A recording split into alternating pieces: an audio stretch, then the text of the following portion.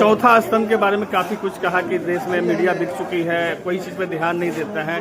क्या कभी आपने ये सोचा कि यहाँ पर जो आप जिस जगह पे हैं अंधराठाड़ी में लगातार खबर प्रकाशित करते आ रहे हैं, चाहे नल जल योजना हो, चाहे आवास हो, विभिन्न मुद्दाओं पर, कभी आपके नेता लोग उसके घर उस पर संज्ञान लिया है क्या?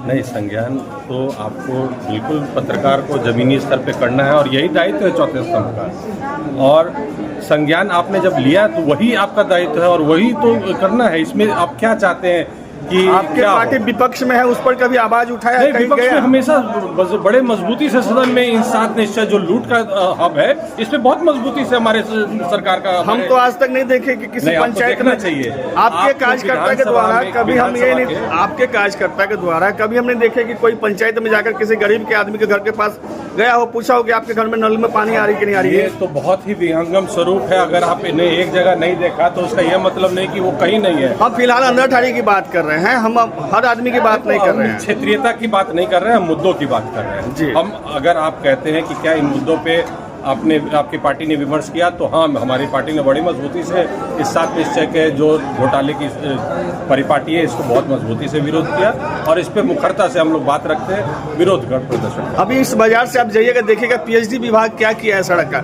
लेकिन कभी आपके जो पार्टी के द्वारा कभी इस पर आवाज उठाया गया? यही मुद्दा है। पार्टी के द्वारा हमेशा बात उठाई जाती है, उसको प्रमुखता से मीडिया जब रखना शुरू करेगी तो वो विमर्श के रूप में स्थापित होगा। साहब, मैं यही तो कह रहा हूँ, जो नहीं हो रही है आज के बाद हमारे युवा साथी खुद अपने सोशल मीडिया के माध्यम से करेंगे। बिल्कुल जी। ये विमर्श उठती है, विमर्श को दबा दिया जाता है साहब।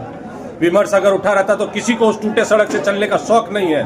और अगर वो आज तक मुद्दा नहीं बना तो कारण यही है कि चौथा स्तंभ अपने काम को नहीं कर रहा है। नहीं तो किसी गरीब के लड़के को चौथा, हम आपको सवाल क्या किया, आप हमारे सवाल को ठीक से नहीं समझ पाए। हम लगातार अखबार के माध्यम से प्रकाशित कर रहे खबर को, लेकिन आपका जो यहाँ का स्थानीय पार्टी, उसका कभी दायित्व तो बना कि हम जाके देखें कि वर्तमान स्थिति क्या, अखबार में आज खबर निकला हुआ है क्या है?